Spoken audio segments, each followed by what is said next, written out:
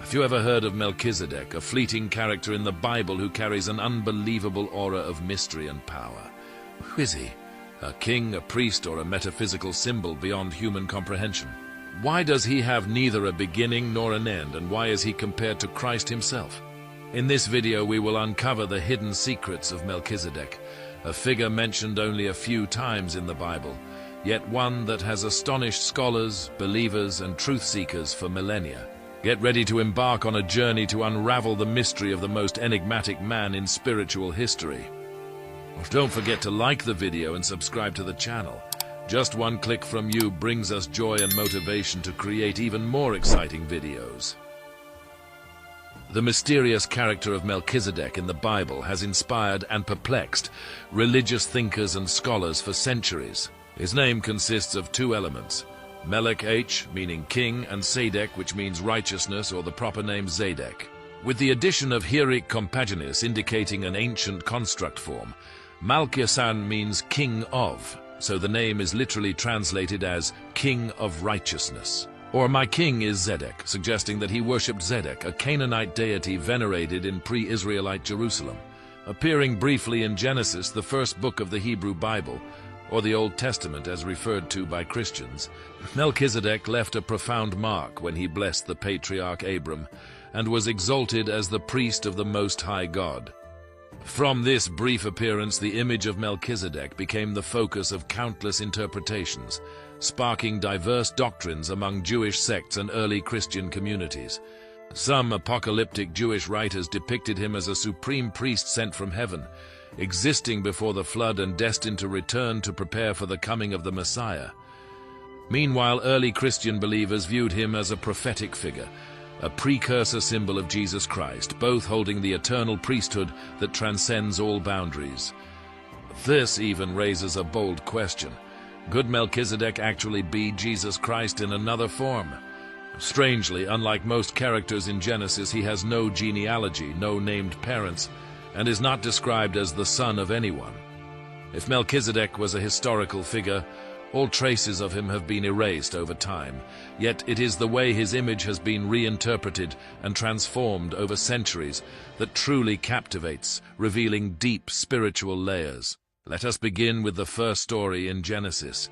At first glance, the tale seems simple, but as you delve deeper, you will uncover a multitude of mysteries waiting to be explored. The story in Genesis 14 unfolds like an epic chronicle of war and power struggles. An alliance of cities, including Sodom and Gomorrah, is under the rule of King Chedorlaomer of Elam. After 12 years of submission, these cities rebelled against their ruler. However, Chedorlaomer swiftly crushed the rebellion, plundered the cities, took captives, and seized the spoils. Among the captives was Lot, the nephew of Abram the Hebrew. At this time, Abram was not yet known as Abraham, as the covenant with God had not yet been established. But he was already a wealthy and influential landowner with a fierce loyalty to his family. Upon hearing of Lot's plight, Abram did not hesitate. He led 318 well-trained servants in a daring nighttime raid, defeated Chedorlaomer and his forces, and pursued them as far as Damascus.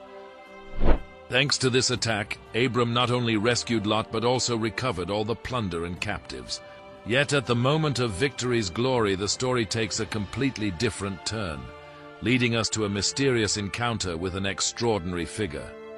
As Abram returned, the king of Sodom, previously identified as King Bera, came to greet him. However, before the king of Sodom could speak, an entirely new figure appeared, unmentioned in the long list of warring kings. In verses 18 to 20, Genesis states, Melchizedek, king of Salem, brought out bread and wine. He was priest of God Most High, and he blessed Abram, saying, Blessed be Abram by God Most High, creator of heaven and earth, and praise be to God Most High, who delivered your enemies into your hand. Then Abram gave him 1/10 of everything. From these brief verses, a world of profound meanings unfolds. Melchizedek is not only the king of Salem, widely believed to be the precursor of Jerusalem, but also a priest of God Most High, the singular deity of Judaism, Christianity, and Islam. In this moment, he blessed Abram, who would soon become the patriarch of God's chosen nation. Even more intriguing, Abram, a powerful figure, bowed before Melchizedek, offering him a tenth of the spoils, acknowledging the priest's superior status. However, Melchizedek's appearance was startlingly brief. Right after this event, he vanished from the story, without explanation or trace. The story immediately shifts back to the king of Sodom, who offered Abram a portion of the spoils. But Abram, a man of integrity, declined everything, declaring that he did not want anyone to say his wealth came from any hand other than God. The brief yet mysterious appearance of Melchizedek, the king and priest of Salem, in Genesis 14 has always prompted questions from religious scholars and biblical researchers. Why did such a powerful and enigmatic figure abruptly intrude into Abram's war story? Robert Cargill, a professor of classics and religious studies at the University of Iowa, proposed a series of bold and controversial theories in his recent book, Melchizedek, King of Sodom: How Scribes Invented the Biblical Priest-King. Cargill presents an intriguing perspective. Originally, Melchizedek was not the king of Salem, but the king of Sodom. Based on textual evidence from the earliest Hebrew and Greek versions of Genesis 14, he argues that the early editors of the Hebrew Bible intentionally altered the text to separate Abram from any positive association with the king of Sodom, a city later symbolized as a place of wickedness and sin. According to this theory, introducing Melchizedek as an independent character was a strategic change. Instead of linking Abram with Sodom, the scribes renamed Sodom to Shalem, a well-known city in Samaria. But the transformation did not stop there. Around 300 BCE, amid tensions between the Levite priests in Jerusalem and the Samaritans in Samaria, Shalem was further transformed into Salem, a word meaning peace and also associated with Jerusalem. Why does this matter? This is not merely a minor textual alteration, but a significant political and religious maneuver. The Samaritans worshipped the same God as the Jews, but had their own temple on Mount Gerizim and independent priests. Meanwhile, the Levite priests in Jerusalem sought to consolidate their power and authority, while eliminating any competition from Samaria. Cargill argues that the transformation of Shalem into Salem in the story of Melchizedek not only elevated the status of Jerusalem, but also strengthened the power of the Levite priests. The story of Melchizedek receiving a tenth from Abram became divine justification for the Levite priests' right to demand tithes from all those loyal to the Jerusalem temple. Thus, Melchizedek is not merely a mystical figure, but also the product of a centuries-long struggle for power, influence, and religious belief. The image of the king-priest of Salem was recreated and transformed to serve the purposes of religious forces of that era. Through this skillful intervention, his story became an indispensable piece in the complex tapestry of biblical history and theology. Although Melchizedek appears only once in the brief story of Genesis, his name resonates in two other parts of the Bible, becoming central to the theological foundation of Jesus' power and divinity. One mention of him is in Psalm 110, believed to be written by King David. It is one of the most famous passages on priestly theology, where God makes promises to "my Lord," a figure Jews regard as King David and Christians later interpret as Jesus Christ. Among the divine promises, the most striking statement is, "You are a priest forever according to the order of Melchizedek." This passage not only reinforces the symbolic significance of Melchizedek, but also paved the way for early Christian apologists, like Paul, to use Melchizedek's image to explain and affirm Jesus' divinity and eternal power. In the book of Hebrews, a letter addressed to a young Christian community struggling to break away from Jewish traditions, the author, possibly Paul or someone else, argues that Jesus Christ is not only the Messiah, but also holds authority superior to all high priests of Israel. Chapter 7 of Hebrews particularly emphasizes the connection between Melchizedek and Jesus, creating a strong theological parallel. Melchizedek, according to the author of Hebrews, is not only the king of Salem, but also the priest of the Most High God. He represents a unique union of royal and priestly power, something ancient Jews believed to be impossible.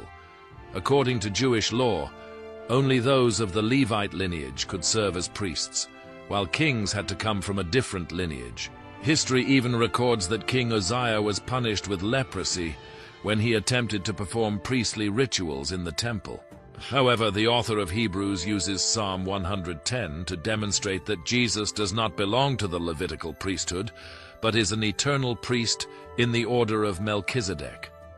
Jesus' authority transcends all traditional boundaries, not only because he is the Messiah, but also as the King of Righteousness and the Prince of Peace, titles that Melchizedek also embodied in his time. This was especially significant to the Jews of that time, who questioned how Jesus, not being a Levite, could perform the atonement for humanity's sins. The author explains that, like Melchizedek, Jesus does not need to belong to the Levite lineage to hold priestly authority. His authority is timeless, established through his sacrifice and resurrection. He is a priest forever. An intriguing and ironic detail is how the early editors of the Bible, in changing Shalem to Salem, inadvertently strengthened the symbolic link between Melchizedek, the King of Peace, and Jesus, called the Prince of Peace. This change, though political and sectarian in nature, laid the foundation for theological interpretations of Jesus as the ultimate and eternal priest, surpassing all limits of Jewish tradition. Melchizedek, the mysterious figure in the Hebrew Bible, has not only captivated readers but also become the center of countless legends and mystical writings. During the Second Temple period, when forgeries flourished, many strange tales about him emerged, adding to the myth of this king-priest. The forgeries, often attributed to biblical figures like Moses, Adam and Eve, or Enoch, were actually the work of later authors attempting to extract deeper spiritual meanings from ancient figures.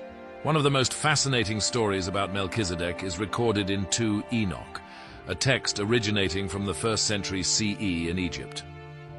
According to this account, Melchizedek was not an ordinary figure, but one born before the Great Flood under supernatural circumstances. Ner, the younger brother of Noah, had an elderly wife. One day she experienced a strange pregnancy, and Ner, suspecting her of infidelity, accused her. In her sorrow, she passed away. Believing the matter was over, Ner and Noah decided to secretly bury her. But then an unexpected event occurred.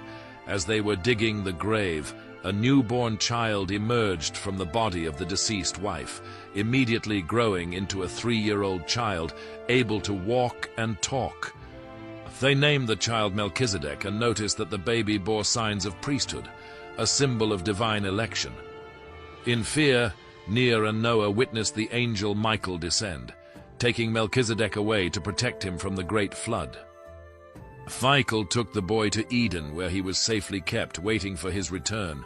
According to the angel, Melchizedek would reappear as the king-priest of Salem and initiate a priestly lineage leading to the coming of the Messiah. But the stories of Melchizedek don't end there. In the Nag Hammadi manuscripts, a brief passage elevates Melchizedek to a new level. Not only a shadow or type of Jesus Christ, this text suggests that Melchizedek is actually the precursor or reincarnation of Jesus. This idea goes beyond traditional interpretations, offering a new perspective on the theological connection between these two figures. Legends such as those in 2 Enoch and the Nag Hammadi manuscripts not only enrich the portrayal of Melchizedek, but also reflect the efforts of religious communities to connect this figure with deeper beliefs and teachings. Melchizedek became a symbol of divine selection, a bridge between humanity and God, between the ancient world and future salvation.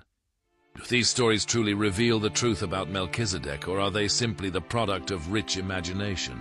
Regardless of the answer, we cannot deny the mysterious allure of this figure, a timeless symbol connecting religious traditions in an eternal spiritual journey. That is all we can uncover about Melchizedek. A mysterious figure, full of power, carrying profound meanings that transcend time in spiritual history. Who is he? A real person, a symbol, or a mystery created to connect humanity with higher truths? The answer may lie in the unceasing journey of search within each of us.